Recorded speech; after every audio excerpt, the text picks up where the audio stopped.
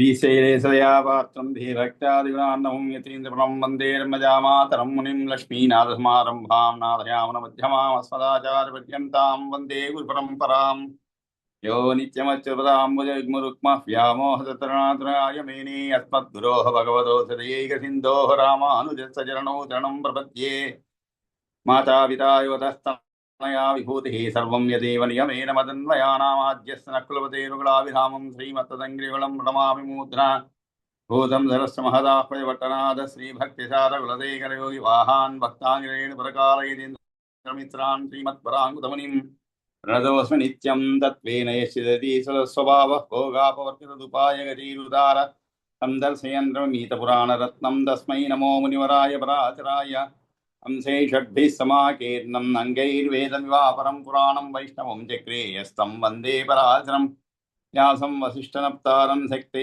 पौत्रमकल्मषं पराशरात्मजं वन्दे सुखदातं तपोनिधिं व्यासाय विष्णुरूपाय व्यासरूपाय विष्णवे नमो वै ब्रह्मनिधये वासिष्ठाय नमो नमः पुराणं वैष्णवं जैजत्सर्वगिल्बिषनाशनं विशिष्टं सर्वदात्रेभ्यः पुरुषार्थोपपादने भारते भगवद्गीता धर्मशास्त्रेषु मानवः वेदेषु पौरुषं सूक्तं पुराणेषु च वैष्णवं तत्कर्म यन्न बन्धाय सा विद्याया विमुक्तये आयासाय परं कर्म विद्यान्याशिल्पनैपुणं श्रीविष्णुचित्तपदपङ्कजसङ्गमाय तेतो मम स्पृहयते किमतः परेण चेनो चेर्ममापि यदि शेखरभारतीनां भावः कथं भवितुमर्हति वाग्विधेयः नारायणं नमस्कृत्य नरं चैव नरोत्तमं देवीं सरस्वतीं चैव ततो जयमुदीरयेत् शान्ताकारं भुजगशयनं पद्मनाभं सुरेशं विश्वाकारं गन्धर्वं मेघवर्णं शुभाङ्गं लक्ष्मीकान्तं कलनयनं योगिरुध्यानगम्यं वन्दे विष्णुं भवभयहरं सर्वलोकैकनाथं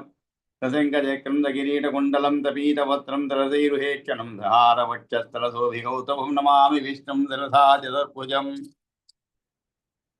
మనం శ్రీ విష్ణు పురాణంలో తృతీయ అంశలో ఆరు ఆరు సర్గలు పూర్తి చేసుకొని ఈరోజు ఏడో అధ్యాయము కానీ ఇక్కడ ఆరో అధ్యాయంలో ఇంకా కొన్ని శ్లోకాలు మిగిలి ఉన్నాయన్నమాట. ఉన్నటువంటి 33 శ్లోకాల్లో 17 శ్లోకాల వరకు పూర్తి చేసుకున్నాం 6వ తారీఖు. కానీ ఈరోజు ఫుల్ మీల్ లేదండి, లేట్ మీలే అన్నారు శ్రీష గారు. ఏమంటే సమయాభావం వల్ల ఒక సెషనే పెట్టుకుంటున్నామని చెప్పారు. కాబట్టి ఈ ఒక సెషన్లో మనం ఇది పూర్తి చేసుకొని 6వ అధ్యాయం తర్వాత 7వ అధ్యాయం కూడా కొన్ని శ్లోకాలు చదువుకుందాము. రేపు సమయం ఉంటుంది కాబట్టి చదివే వాళ్ళు రేపు సంసిద్ధులైతే 2వ సెషన్లో చదువుకుందాం. కాబట్టి ఈ యొక్క 6వ అధ్యాయంలో తృతీయ అంశలో ఇంతవరకు 17వ శ్లోకం వరకు జరిగిన విషయం ఏంటంటే ఈ సామవేద శాఖలు, అష్టాదశ పురాణాలు, అధర్వ శాఖలు వాటి యొక్క వివరణం అన్నమాట.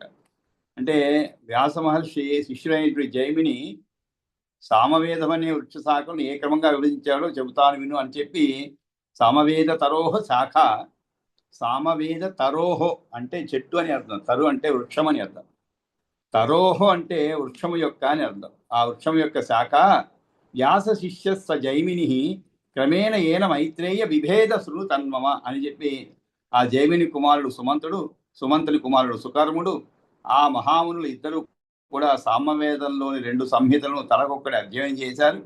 ఆ తర్వాత సుమంతుని కుమారుడు అయినటువంటి ఆ సుకర్ముడు తనకు సంప్రాప్తమైన సంహితా వేదాన్ని 1000 శాఖలుగా చేశాడు. ఆ మహాబుద్ధిశాలులైన అతని ఇద్దరు శిష్యులు ఆ శాఖలను అధ్యయనం చేశారు. ఆ శిష్యులు ఇరువురు కూడా కౌశల్య హిరణ్యనాభుడు, ఇంకొకడు పౌష్టింజి అనేటువంటి వారు. అందు హిరణ్యనాభుని యొక్క శిష్యులు 500 మంది, వారిని ఉదీచ్య సామగులు అంటారు. ఇవి చెప్పుకుంటూ పోయానమాట. ఆ తర్వాత ఇంకా కూడా లోకాక్షి, నౌధమి, కక్షీవంతుడు, లాంగల్ అనేటువంటి వారు ఈ పౌష్పింజి శిష్యులు. వారి శిష్య ప్రశిష్యులచే చాలా సంహితలు ఏర్పాటు చేయబడ్డాయి అని చెప్పి చదువుకున్నాం. ఇంకా చివరగా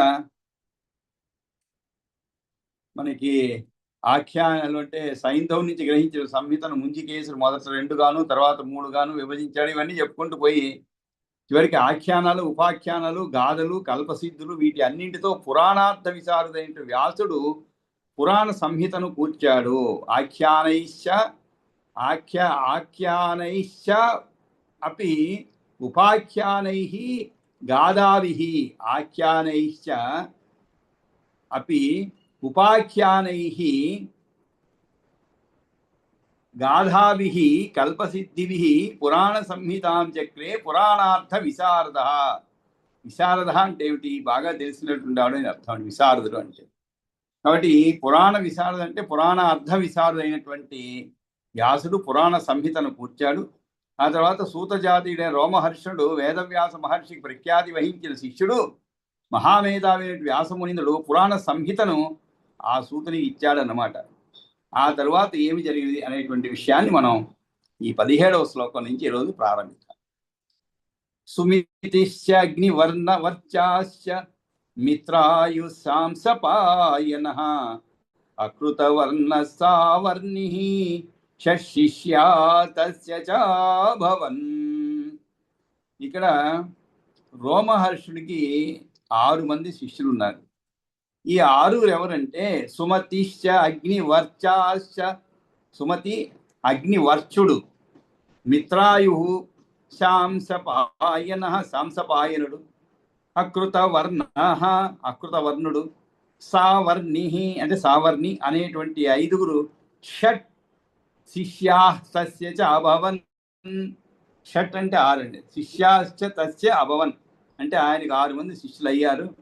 కాశ్యప సంహితాకర్త సావర్ణి శాంసపాయనః రోమహర్షణికా చ అన్యా తిసృణాం మూల సంహిత. కశ్యప గోత్ర సంజాతుడైనటువంటి కాశ్యపః, కాశ్యపుడు అంటే కశ్యప గోత్ర సంజాతుడు అని అర్థం అన్నమాట. సంహిత కర్త ఆయన అకృత వరుణుడు, ఆయన పేరు కశ్యప గోత్ర సంజాతుడైనటువంటి అకృత వరుణుడు, సావర్ణి శాంసపాయనుడు, వీరు ముగ్గురు కూడా సంహితాకర్తలు అయ్యారు. ఈ 3 పురాణ సంహితలకు మూల సంహిత రోమర్షణిక సంహిత. చతుష్టయేనాపి ఏతేన సంహితానామిదం మునే ఆద్యం సర్వపురాణానాం పురాణం బ్రాహ్మ్యముచ్యతే. మునీశ్వర, ఈ 4 సంహితల సారభూతమే ఈ విష్ణు పురాణము. ఏ 4? పైన చెప్పినటువంటి ఆ 3 సంహితాకర్తలు అయ్యారు. ఎవరు? కశ్యప గోత్ర సంజాతులైనటువంటి అకృత వరుణుడు, సావర్ణి, శాంసపాయనుడు. అదేవిధంగా ఈ 3 పురాణ సంహితలకు మూల సంహిత రోమహర్షణిక సంహిత అన్నమాట. కాబట్టి ఈ 4 సంహితల సారభూతమే ఈ విష్ణు పురాణం. సమస్త పురాణంలోనూ మొదటి పురాణం బ్రహ్మ పురాణంగా వ్యవహరించబడుతుంది. ఆద్యం అంటే మొట్టమొదటి అండి. సర్వపురాణానాం పురాణం బ్రాహ్మముచ్యతే. ఆద్యం సర్వపురాణానాం అంటే బహువచనం అన్నమాట. అన్ని పురాణాలకి కూడా బ్రాహ్మముచ్యతే. ఆద్యం అంటే మొట్టమొదటి ఏదంటే బ్రహ్మపురాణం. ఆ తర్వాత బ్రహ్మపురాణం మొదటిది. ఆ తర్వాతి పురాణాలు ఏమిటి అనే విషయాన్ని ఇక్కడ చెప్పడం జరుగుతుంటారు.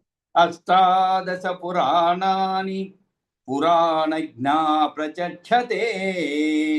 అష్టాదశ పురాణాన్ని, అష్టాదశ, అష్ట అంటే 8, దశ అంటే 10, అష్టాదశ అంటే ఏమిటి? 18 పురాణములు. పురాణాన్ని పురాణజ్ఞాః, జ్ఞ అంటే తెలిసినటువంటి వాడు అని అర్థం అండి. తెలిసినటువంటి వాడు అని అర్థం. కాబట్టి జ్యోతిజ్ఞుడు అంటే జ్యోతిష్యం తెలిసిన వాడు.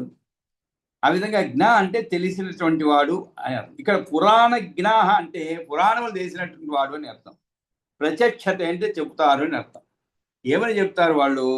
అష్టాదశ పురాణాని పురాణజ్ఞా ప్రచక్షతే బ్రాహ్మం పాద్మం వైష్ణవం చ శైవం భాగవతం తథా.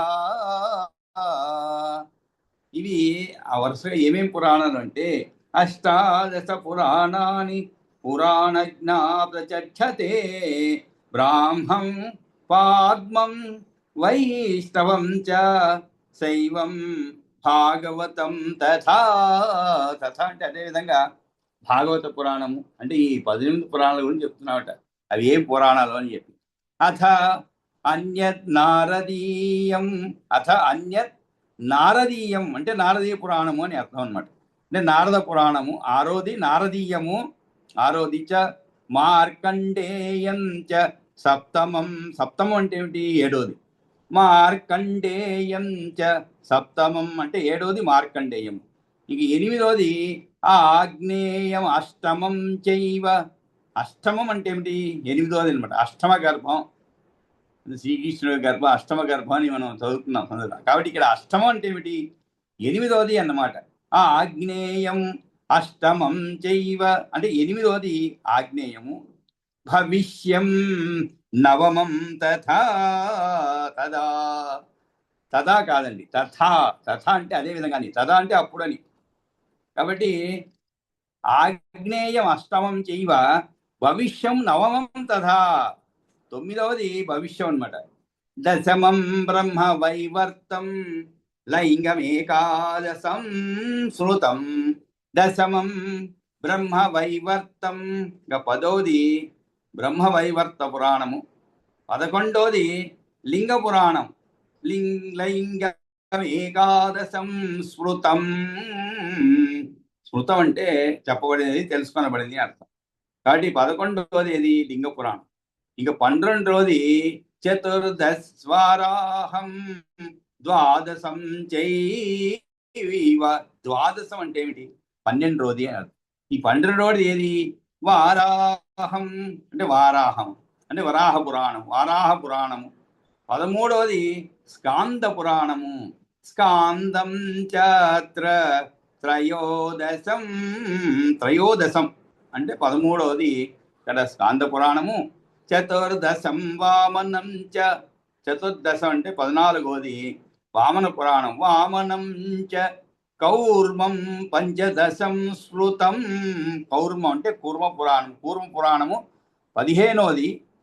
మాస్య పురాణము. మాస్యం చ గారుడం చైవ. గారుడ పురాణము. బ్రహ్మాండ పురాణము మిగిలినవి. మాస్య పురాణము, బ్రహ్మాండ పురాణం మిగిలినవి అనమాట. మాస్యం చ గారుడం చైవ బ్రహ్మాండం చ తతః పరం. చతుర్దశం వామనం చ కౌర్మం పంచదశం శృతం. మాస్యం చ గారుడం చైవ బ్రహ్మాండం చ తతః పరం. ఈ విధంగా 18 పురాణాలు. తథా చ ఉపపురాణాని మునిభి కథితాని. అలాగే అనేక మునీంద్రులచే ఎన్నో ఉపపురాణాలు చెప్పబడ్డాయన్నమాట మహాముని. కానీ ఈ 18 పురాణాలు మహాపురాణాలుగా వాసికెక్కాయి. మహాపురాణి అన్యేతాని ఈ అష్టాదశ మహామునే. మహాపురాణి ఏతాని మహాపురాణ్యేతాని. మహాపురాణి ఏతాని. ఏతాని అంటే ఇవి అన్నమాట. అంటే ఈ 18 చాలా ప్రసిద్ధమైనది అనమాట. ఎలాగా? మహాపురాణములు అనేటువంటి పేరుతో చాలా ప్రసిద్ధి వాసికెక్కాయి. అష్టాదశ మహాముని. కాబట్టి ఈ విధంగా చతుష్టయేనాప్యేతేన సంహితానామిదం మునే ఆద్యంతర పురాణానాం పురాణం బ్రహ్మముచ్యతే. అష్టాదశ పురాణాని పురాణజ్ఞా ప్రచచ్చతే. బ్రాహ్మం పాద్మం వైష్ణవం చ శైవం భాగవతం తథా అథాన్నారదీయం చ మార్కండేయం చ సప్తమం ఆగ్నేయమష్టమం చైవ భవిష్యం నవమం తథా దశమం బ్రహ్మవైవర్తం లైంగమేకాదశం శృతం. వారాహం ద్వాదశం చైవ స్కాందం చాత్ర త్రయోదశం. చతుర్దశం వామనం చ కౌర్మం పంచదశం శృతం. మాస్యం చ గారుడం చైవ బ్రహ్మాండం చ తతః పరం. తథా చ ఉపపురాణాని మునిభిః కథితాని చ మహాపురాణి ఏతాని అష్టాదశ మహామునే. సర్గచ్చ ప్రతిసర్గచ్చ వంశో మన్వంతరాణి చ సర్వేష్వేతేషు గచ్చంతే వంశానుచరితం చ యత్. సరే, ఈ సర్గ ప్రతిసర్గ అంటే సృష్టి ఉత్పత్తి. సర్గ అంటే ఉత్పత్తి అని అర్థం అండి. సృష్టి అని అర్థం అండి. సృష్టి అని అర్థం అన్నమాట. కాబట్టి ఓ సప్తముడా, సర్గచ్చ ప్రతిసర్గశ్చ వంశో మన్వంతరాణి చ సర్వేష్వేతేషు గచ్చంతే వంశానుచరితం చ యత్. కాబట్టి ఈ సృష్టి ఉత్పత్తి, సృష్టి ప్రళయము, దేవాదుల వంశము, మన్వంతరాలు, అనేక మహారాజుల చరిత్ర వర్ణనం ఈ 5 అన్ని పురాణాల్లోనూ ప్రధానంగా వివరించబడ్డాయన్నమాట. కాబట్టి ఈ గ్రంథంలోని సర్గము, ప్రతిసర్గము, వంశము, మన్వంతరము మున్నగు అంశాల్లోనూ భగవంతుడైనటువంటి విష్ణువే తెలియజేయబడుతున్నాడు. కనుక విష్ణు పురాణం అని పిలువబడుతున్నది అనేటువంటి తర్వాత చెప్తామట. యదేతత్తవ మైత్రేయ పురాణం కథ్యతే మయా ఏతత్ వైష్ణవ సంజ్ఞం వై పాద్మస్య సమనంతరం. కాబట్టి ఈ 18 పురాణాలు అయిపోయిన తర్వాత వీటిలో ఏమున్నది, విషయం ఏమున్నది అంటే వంశాలు చరితము ముఖ్యాంశములు తప్పకుండా వివరించబడతాయ్యా. పురాణం అని పేర్కొనబడేటట్లయితే దానిలో ఈ 5 లక్షణాలు ఉండి తీరుతవి సుమా. ఏవి? సర్గేచ ప్రతిసర్గేచ వంశమన్వంతరాదిషు సర్వేషు ఏతేషు కథ్యంతే వంశానుచరితం యత్. ఆ తరువాత యదేతత్తవ మైత్రేయ ఏతత్తవ మైత్రేయ పురాణం కథ్యతే మయా ఏతద్ వైష్ణవ సంజ్ఞం వై పాద్మస్య సమనంతరం. ఆ తరువాత నేను చెప్తున్న ఈ విష్ణు పురాణం పద్మపురాణం తరువాతది. సమనంతరం అంటే తరువాతది అనమాట. అంటే ఇప్పుడు పేర్కొనబడినటువంటి 18 పురాణాల్లో తమరు నాకు ప్రబోధించే పురాణం పేరు ఏది, దేని చెబుతున్నారు అని అన్నట్లయితే చెబుతున్నాడు యథేతదితి అంటే నేను నీకు ఏతత్ ఇది అంటే ఏదైతే నేను నీకు వివరించేది ఏది ఉన్నదో అదియే ఇతరత్రా తెలుపడని ఆఖ్యానాలతో పద్మపురాణము తరువాత వ్యాసునిచే వ్రాయబడినటువంటిది అనమాట. ఇంకా మాస్య పురాణంలో ఇలా ఉన్నది. ఏమని? పరాశరుడు వారాహ కల్పంలో జరిగిన వృత్తాంతాన్ని ఆధారంగా చేసుకొని ఏ ధర్మాలన్నింటినీ చెప్పినాడో అదియే విష్ణు పురాణము అని పురాణవేత్తలు గుర్తిస్తున్నారు అనమాట. కాబట్టి ఇదే తీరుగా బ్రహ్మాదుల చేత చెప్పబడి వ్యాసుని చేత కూర్చబడిన వాటిని బ్రహ్మపురాణము ఇత్యాదులుగా చెబుతున్నారు. ఇక విష్ణు పురాణము కూడా కొన్ని చోట్ల 10,000 శ్లోకాలు కలది, మరికొన్నిటిలో 8,000 శ్లోకాలు కలదిగానో పేర్కొనబడుతుంది. కానీ ఇప్పుడు మేము 6,000 శ్లోకాలు వ్యాఖ్యానం చేస్తున్నాం. కాబట్టి ఇక్కడ మనకి ముందే అనుకున్నాం మనం 10,000 శ్లోకాలు అనేటప్పటికీ మనం కొంచెం నీరు గారిపోయాం అనమాట. అయ్యో 10,000 శ్లోకాలు మనం చెప్పుకోగలుగుతామా? ఎందుకంటే 24,000 శ్లోకాలు ఉన్నటువంటి రామాయణం చదివేందుకు 4.5 సంవత్సరం పట్టింది. మరి 10,000 కనీసం 5 సంవత్సరాలు పడుతుంది కదా అని కొంచెం డీలా పడ్డాం కొంత మొదట్లో. సరే ఆ తర్వాత లెక్క వేసి చూస్తే 5,000 చిల్లర వచ్చిందనమాట. ఆ తర్వాతే కాస్త మనలో ఉత్సాహం వచ్చింది. కాబట్టి ఇక్కడ సుమారు 6,000 శ్లోకాలు ఉన్నాయంట. వ్యాఖ్యానాలు అన్నీ కూడా దొరుకుతున్నాయి. కాబట్టి ఓ సప్తముడా, ఈ గ్రంథంలోని సర్గము, ప్రతిసర్గము, వంశము, మన్వంతరము ఉన్న అంశాల్లోనూ భగవంతుడైన విష్ణువే సర్గేచ ప్రతిసర్గేచ వంశ మన్వంతరాదిషు కథ్యతే భగవాన్ విష్ణుడు అశేషేష్వేవ సత్తమా. అశేషేష్వేవ అంటే ఇక్కడ అశేషంగా అంటే అన్నిటిలో కూడా ఈ పురాణాల్లో భగవంతుడైనటువంటి విష్ణువే చెప్పబడుతున్నాడు అనమాట. సర్గంలోను, ప్రతిసర్గంలోను, వంశంలోను, మన్వంతరాల్లోనూ కూడా. అంతేకాదు వేదాని వేదాచత్వారో మీమాంసా న్యాయ విత్తర పురాణం ధర్మశాస్త్రం చ విద్యాయేతాశ్చతుర్దశ అంగాని చతురో వేదాః అంగాని వేదాచత్వారో అంటే పురాణాలు వేదార్థాన్ని విశదీకరిస్తున్నవి అనమాట. పురాణాలు వేదార్థాన్ని విశదీకరిస్తున్నవి, ఉపబ్రహ్మణం చేస్తున్నవి. కనుక వేదము చేత ధర్మం ప్రతిపాదింపబడుతున్నందువలనను ధర్మ విద్యాతానములందు 14 ఎందు పురాణములు అంతర్గతం అవుతున్న అంటున్నాడు. అంగాని అంటే ఇది అంగములేవి అనగా శిక్ష, కల్పము, జ్యోతిషము, ఛందస్సు, నిరుక్తము, వ్యాకరణము. ఇవి 6 కూడా చతుర అనగా చత్వార అంటే 4 ధర్మశాస్త్రం అనగా మనువు మొదలుగల వారిచే చెప్పబడిన శృతి శాస్త్రం అనమాట. వేదం యొక్క అంగములు ఏవి? 6. 4 వేదాలు, మీమాంస శాస్త్రము. ఇది వేదవాక్యముల యొక్క అర్థాన్ని విచారిస్తుంది అనమాట. పూర్వమీమాంస, ఉత్తర మీమాంస 2 విధాలుగా ఉన్నది. అంటే ముందుడిది కర్మల గురించి, రెండవది బ్రహ్మను గురించి వివరిస్తుంది అనమాట. న్యాయశాస్త్రము లేక తర్కశాస్త్రము, పురాణము, ధర్మశాస్త్రం ఇవన్నీను విద్యను తెలియని అంశాలను తెలుపుతాయి. కనుక విద్యలు మొత్తము 14 అనేటువంటి విషయాన్ని ఇక్కడ పురాణం ధర్మశాస్త్రం నుంచి విద్యా హేత చతుర్దశ అంటే 14 అని. ఆ తరువాత ఆయుర్వేదో ధనుర్వేదో గాంధర్వచైవ తే త్రయః అర్థశాస్త్రం చతుర్దశో విద్యా హి అష్టాదశైవతాః. అంతేకాదు ఆయుర్వేదము, ధనుర్వేదము, గాంధర్వము ఈ 3ను కూడా 4వదైనటువంటి అర్థశాస్త్రం ఈ విధంగా మొత్తం కలిగితే అష్టాదశ విద్యలు అయ్యాయన్నమాట. ఆయుర్వేదము, ధనుర్వేదముగా గాంధారము, గంధర్వులు, సంగీత శాస్త్ర నిపుణులు, వారు గాన విశారదులు. గానమును తెలుపుతుంది కనుక గాంధర్వం ఉన్నారు. 4వది అర్థశాస్త్రం ఉంటుంది. ఈ విధంగా అన్నీ కలిపి విద్యలు మొత్తము 18 మాత్రమే. నేయా బ్రహ్మర్షయ పూర్వం తేభ్యో దేవర్షయ పునః రాజర్షయ పునఃతేభ్యర్షి ప్రకృతయస్త్రయ. మొదట బ్రహ్మర్షులను గురించి, తర్వాత మళ్ళీ దేవర్షులను గురించి, ఆయా పురాణను శాస్త్రాలను సూత్రం రచించిన వారు ఋషులు, వారిలో ముందుగా ఎన్నదైన వారు బ్రహ్మర్షులు, తర్వాత దేవర్షులు, వారికి తర్వాత వారు రాజర్షులు, కాగా ఋషులు అనబడేవారు ఇతరులు కానీ ఋషి ప్రకృతులు 3 వర్గాల వారు మాత్రమే. జ్ఞేయ బ్రహ్మఋషయ పూర్వం తేభ్యో దేవర్షయ పునః రాజర్షయ పునఃతేభ్య ఋషి ప్రకృతయ త్రయ. కాబట్టి ఈ విధంగా ఋషి ప్రకృతులు 3 విధాలుగా ఉంటారు. ఏమిటది? బ్రహ్మర్షులని, ఆ తర్వాత దేవర్షులు, ఆ తర్వాత రాజర్షులని. ఇది శాఖా ప్రసంఖ్యాత శాఖా వేద. ఈ విధంగా నీకు వేద శాఖల గురించి వివరంగా చెప్పాను. ఇది శాఖ ఉపసంహరిస్తున్నామంట. ఉపసంహరణ అంటే ఏమిటి? అంతా చెప్పిన తర్వాత సమ్మరైజింగ్ అనమాట. ఇప్పుడు సమ్మరైజ్ చేస్తున్నాడు పరాశర మహర్షి మైత్రేయుడికి అనమాట. కాబట్టి అలాగే వేద శాఖా వేదాల గురించి తెలియజేశాను, అట్లే శాఖాకర్తల గురించి వివరించాను, అట్లు వేదాలు రావడానికి గల హేతుల గురించి కూడా చెప్పాను. కర్తారచైవ శాఖానాం వేదహేతు తతో ఉదిత. కాబట్టి అన్ని విషయాలు నీకు చెప్పడం జరిగింది. శాఖలు, శాఖా భేదాలు, వాటి కర్తలు, భేదం చేయడానికి కారణం కూడా తెలిపినానయ్యా. మన్వంతరేషు ఏవం శాఖాభేదా సమాస్మృతా ప్రాజాపత్యా శృతిర్నిత్య తద్వికల్పాస్తు ఇమే ద్విజా. నిజోత్తమ, అన్ని మన్వంతరాల్లోనూ కూడా శాఖాభేదాలు సమంగానే ఉంటాయి. అందు బ్రహ్మ వల్ల వచ్చిన వేదం నిత్యం, మిగిలినవన్నీ కూడా దాని వికల్పాలు.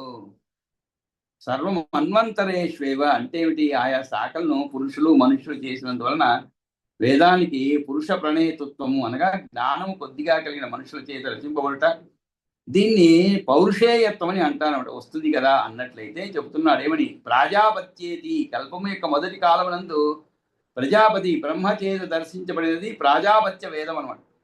అది నిత్యమైనదే, నాశమయ్యేది కాదు. ఇదిగో ఈ వేద శాఖలు ఆ నిత్యమైన వేదానికి వికల్పములు అనమాట, మారు రూపాలు. వాటిలోని అవాంతర వేదాలు సులభంగా ఉద్దిష్టము చేసుకోవడానికి ఏర్పడినటువంటివి, అంతేగాని ఇంతకు ముందే లేనివి, ఇప్పుడే కొత్తగా పుట్టించినవి కావు. అంటే ఏమిటి? మన్వంతరాలన్నింటిలో కూడా ఆయా వేద శాఖల భేదములు సమానములుగానే ఉంటవి, పెరుగవు తరుగవు. రాజాపత్యమైనటువంటి శృతి ఎప్పుడు కూడా నిత్యమే. దాని మానవులు ఎవరో తిరిగి పునరుద్ధరించరు. ప్రతికల్పంలోనూ కూడా తన పుత్రులైన వారికి ప్రజాపతులకు ఆద్య ఋషులకు బ్రహ్మ స్వయంగా స్ఫురింపజేస్తాడన్నమాట. కనుక నిత్యమవుతున్నది. ఈనాటి వేదాలు మొదటి ప్రాజాపత్య వేదానికి వికల్పాలు మాత్రమే. అంటే ఏమిటి? ప్రతికల్పంలో కూడా ఇవన్నీ వేదము బ్రహ్మచే సృష్టించబడతాయి. ఆ తర్వాత వికల్పములు అంటే ఆ తర్వాత ఏ విధంగా అయితే మనం చదువుకున్నామో అది ప్రతికల్పంలో జరుగుతుంటుంది అన్నమాట. ఏతత్ తవ ఉదితం సర్వం యత్ పృష్టో అహమిహ త్వయా మైత్రేయ వేద సంబద్ధం కిమన్యత్ కథయామితే. కాబట్టి వేద సంబద్ధం అంటే ఏంటి? వేదం సంబంధించిన విషయాలన్నీ కూడా, వేద సంబంధమైన విషయమంతా ఈ విధంగా నీకు తెలియజేయడం జరిగింది. ఇక పైన వేరే ఏమి చెప్పమంటావని పరాశరుడు అడిగాడు అన్నమాట. కాబట్టి ఓ మైత్రేయ, నీవు తెలుసుకోగోరిన వేద సంబంధమైన విషయాన్ని గురించి నాకు తెలిసినది ఉన్నది అయిన జ్ఞానాన్ని అందించినానయ్యా. ఇంకా ఏమి చెప్పమంటావో చెప్పు, వివరిస్తాను అని పలికినాడు పరాశరుడు. ఈ విధంగా మనకి ఈ యొక్క తృతీయ అంశంలో 6వ అధ్యాయము సమాప్తమవుతుంది అనమాట విష్ణు పురాణంలో. ఈరోజు మనం నేరుగా 7వ అధ్యాయంలో వెళ్ళిపోదామండి. అంటే సమయం ఉంది కాబట్టి ముందుగా చదువుదాము. ఇది చాలా, అంటే ఇంతకుముందు చదివిన విషయాల కంటే ఇది చాలా అంటే మనకి కుతూహలాన్ని రేపేటువంటిది అనమాట ఈ 7వ అధ్యాయం. అదేవిధంగా విషయాలు కూడా చాలా ఉన్నాయన్నమాట దీంట్లో. 7మోధ్యాయ, దీన్ని యమగీత అంటే యమగీత అనేటువంటి పేరు కలిగినటువంటిది. శ్రీ మైత్రేయ ఉవాచ యథావత్ కథితం సర్వం యత్ పృష్టో వసి మయా ద్విజ శ్రోతుమిచ్చామి అహం తు ఏకం తద్భవాన్ ప్రబ్రవీతు మే. యథావత్ కథితం సర్వం యత్ పృష్టో వసి మయా ద్విజ శ్రోతుమిచ్చామి అహం త్వేకం तद्भवान् प्रब्रवीतु मे। सप्तद्वीपानि पातालवीधयश्च तु महामुने, सप्तद्वीपानि पातालवीधयश्च तु महामुने, सप्तलोका ये अन्तरस्था ब्रह्माण्डस्यास्य सर्वतः, स्थूलैः सूक्ष्मैः तथा सूक्ष्मा सूक्ष्मैः सूक्ष्मतरैः तथा स्थूलैः स्थूलतरैश्चैव सर्वप्राणिभिरावृतं, सप्तद्वीपानि पातालवीधयश्च तु महामुने, सप्तलोका ये अन्तरस्था ब्रह्माण्डस्यास्य सर्वतः, स्थूलैः सूक्ष्मैः तथा सूक्ष्मात् सूक्ष्मैः सूक्ष्मतरैः तथा स्थूलैः स्थूलतरैश्चैव सर्वप्राणिभिरावृतम्। अङ्गुलस्याष्टभागोऽपि न सोऽस्ति मुनिसप्तमा, न सन्ति प्राणिनो यत्र कर्मबन्धनिबद्धनाः। अङ्गुलस्याष्टभागोऽपि न सोऽस्ति मुनिसप्तमा, न सन्ति प्राणिनो यत्र कर्मबन्धनिबन्धनाः। सर्वै चेदेव संयान्ति यमस्य भगवन् किल, आयुषो अन्ते तथा यान्ति यातना तत्प्रचोदिताः। यातनाभ्यः परिभ्रष्टा देवाध्या तथा योनिषु जन्तवः परिवर्तन्ते, शास्त्राणामेष निर्णयः। सोऽहमिच्छामि तत्रोतुं यमस्य वशवर्तिनः, न भवन्ति नरायेण तत्कर्म कथयामलम्। सोऽहमिच्छामि तत्रोतुं यमस्य वशवर्तिनः, न भवन्ति नरायेण तत्कर्म कथयामलम्। श्रीपराशर उवाच अयमेव मुने प्रश्नो नकुलेन महात्मना पृष्टः पितामहः प्राह भीष्मो यत्तच्छृणुष्व मे। अयमेव मुने प्रश्नो नकुलेन महात्मना पृष्टः पितामहः प्राह भीष्मो यत्तच्छृणुष्व मे। भीष्म उवाच पुरा समागतो वत्स सखा कालिङ्गको द्विजः, समामुवाच पृष्टो वै मया जाति स्मरो मुनिः, तेनाख्यातमिदं चेदमित्थं च एतद्भविष्यति, तथा च तदभूत् वत्स यथोक्तं तेन धीमता। स पृष्टश्च मया भूयः श्रद्धधानवता द्विजः, यद्यदाहन तद्दृष्टम् अन्यथा हि मया क्वचित्। एकदा तु मया पृष्टं यदेतद्भवतोदितं, प्राहकालिङ्गको विप्रः स्मृत्वा तस्य मुनेर्वचः, जातिस्मरेण कथितो रहस्य परमो मम, जातिस्मरेण कथितो रहस्य परमो मम, यमकिङ्करयोर्यो भूत् संवादस्तं ब्रवीमि ते, जातिस्मरेण कथितो रहस्य परमो मम, मम यमकिङ्करयोर्यो भूत् संवादस्तं ब्रवीमि ते। सपुरुषमभिवीक्ष्य पाशहस्तं वदति यमः किल तस्य कर्णमूले, परिहर मधुसूदन प्रपन्नान् प्रभुरहमन्यनृणां न वैष्णवानां। सपुरुषमभिवीक्ष्य पाशहस्तं वदति यमः किल तस्य कर्णमूले, परिहर मधुसूदन प्रपन्नान् प्रभुरहमन्यनृणां च वैष्णवानाम्।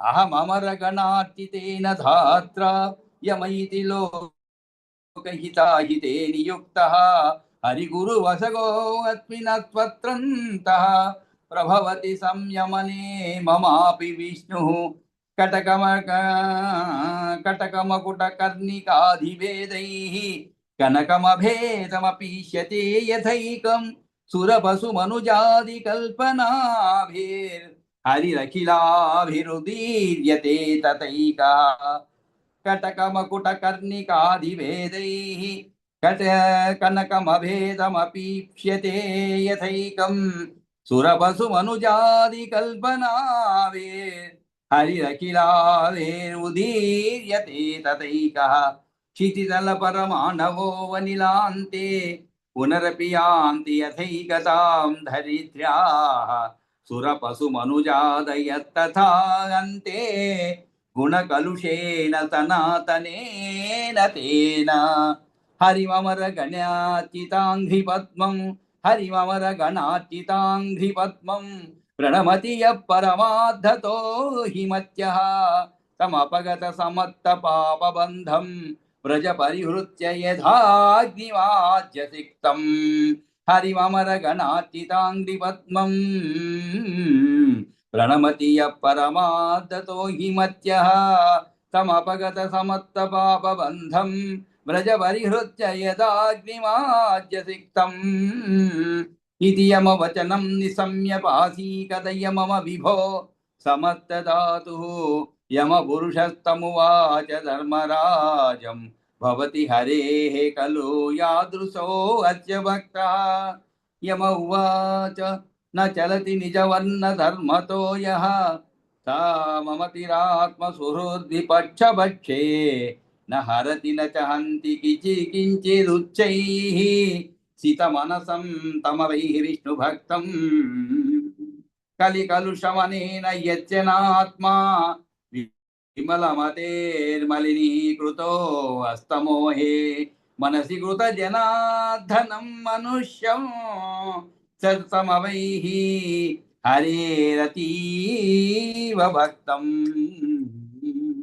కనకమపి రహస్యవేక్ష బుద్ధ్యా తృణమివ యత్సమవైతి వైవరస్వం భవతి చ భగవత్యనన్యచేతాః పురుషవరం తమవైః విష్ణుభక్తం స్ఫటికగిరిశిలావలక్వ విష్ణుర్ మనసి రుణాం క్వచమత్తరాదిదోషः నహి తుహినమయూఖరశ్మి పుంజే భవతి హుతాసన దీప్తిజః ప్రతాపः స్ఫటికగిరిశిలామలక్వ విష్ణుర్మనసి నృణాం క్వచమత్తరాది దోషः నహి తుహినమయూఖరశ్మి పుంజే భవతి హుతాసన దీప్తిజః ప్రతాపः విమలమతి విమత్తర ప్రశాంతః శుచిచరితో వకిల సత్వమిత్రభూతః ప్రియహితవచనో అత్తమానమాయో వసతి సదా హృది తస్య వాసుదేవః వసతి హృది సనాతనే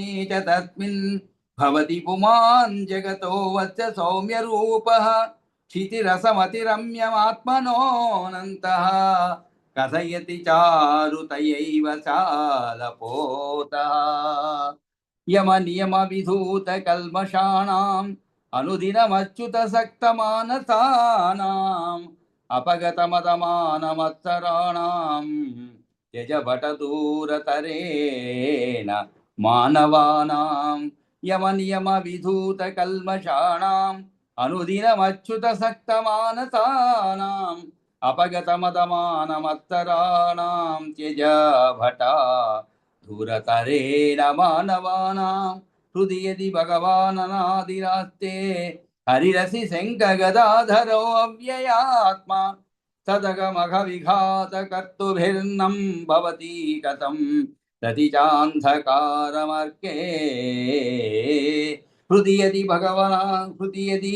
భగవాననాదిరాస్తే హరిరసి శంఖగదాధరో వ్యయాత్మా తదగమఘ విఘాత కర్తుభిన్నం భవతి కథం సతి చాంధకారమర్కే హరతి పరధనం నిహంతి జంతూన్ వదతి తదానృత నిష్ఠురాణి యచ్చ అశుభజనిత దుర్మదస్య పుంసః కలుషమతే హృది తస్య నాత్యనంతః హరతి పరధనం నిహంతి జంతూన్ వదతి తథానృత నిష్ఠురాణి యచ్చ అశుభజనిత దుర్మదస్య పుంసః కలుషమతే హృది తస్య నాత్యనంతః నా సహతి వరం పదం వినిందాం కలుషమతి కురుతే సతామసాధు న యజతి న దదాతి యచ్చ సంతం మనసి న తస్య జనార్దనో